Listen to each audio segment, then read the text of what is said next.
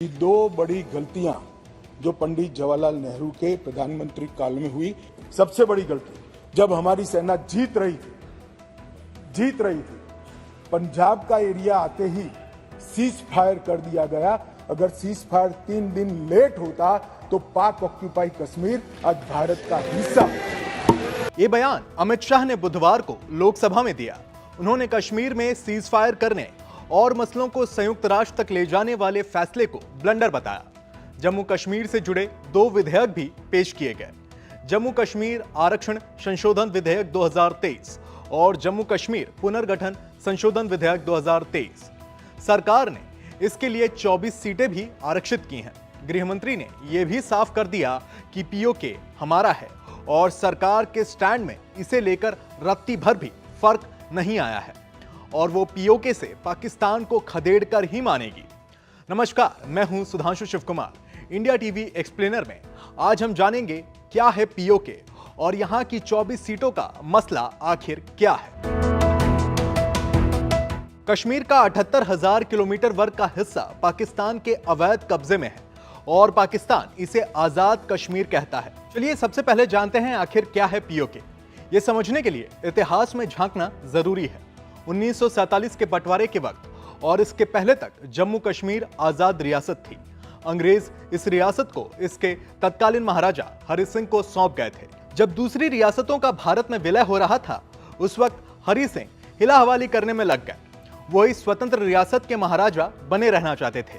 इस बीच पाकिस्तान की फौजों ने कबायली बनकर कश्मीर पर हमला कर दिया। हरि सिंह के विलय समझौते पर हस्ताक्षर करने के बाद भारतीय फौजें कश्मीर में पहुंच गई। हालांकि तब तक कश्मीर के एक हिस्से पर कब्जा हो चुका था।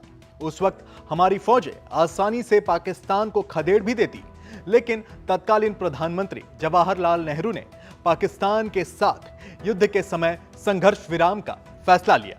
सिर्फ यही नहीं, वो जम्मू कश्मीर के मामले को संयुक्त राष्ट्र में लेकर चले गए। ये मामला वहां तभी से फंसा है। पाकिस्तान के कब्जे वाले इस क्षेत्र को ही पीओके कहते हैं। पीओके के लिए 24 सीटें आरक्षित करने का मतलब क्या है, आइए ये भी समझ लेते हैं। जम्मू कश्मीर राज्य के विभाजन से पहले विधानसभा में कुल 111 सीटें थीं। इनमें कश्मीर डिवीजन में 46, जम्मू डिवीजन में 37, लद्दाख में 4 और बाकी 24 सीटें पाकिस्तान के कब्जे वाले कश्मीर यानी कि पीओके के लिए आरक्षित थीं। 4 अगस्त 2019 को अनुच्छेद 370 को निरस्त कर दिया गया। इससे राज्य को मिला विशेष स्थिति का दर्जा खत्म हो गया। इसके बाद जम्मू कश्मीर में 107 सीटें रह गईं। विधानसभा मानचित्र को फिर से तैयार करने के लिए 2020 में केंद्र सरकार ने परिसीमन आयोग का गठन किया। उसने जम्मू क्षेत्र के लिए 6 अतिरिक्त सीटों और कश्मीर घाटी के लिए 1 सीट की सिफारिश की। इससे विधानसभा सीटों की कुल संख्या 90 हो गई। इसमें पीओके में रहने वाले लोगों के लिए आरक्षित 24 सीटें शामिल नहीं हैं। ये सीटें तब तक खाली रहेंगी जब तक कि इस क्षेत्र पर पाकिस्तान का कब्जा खत्म नहीं हो जाता। साथ ही वहां रहने वाले लोग अपने प्रतिनिधियों का चुनाव नहीं कर लेते। बहरहाल कश्मीर का मुद्दा अब तक नहीं सुलझ सका है। पाकिस्तान आतंकवाद के जरिए कश्मीर में हालात बिगाड़ता रहता है, जबकि भारत साफ कर चुका है कि जब तक आतंकवाद बंद नहीं होगा तब तक कश्मीर पर कोई बातचीत नहीं होगी। उम्मीद करते हैं आज का हमारा ये कंटेंट आपको पसंद आया होगा। अगर आपको हमारी वीडियो अच्छी लगी तो कमेंट बॉक्स में कमेंट कर जरूर बताएं और बने रहें इंडिया टीवी के साथ।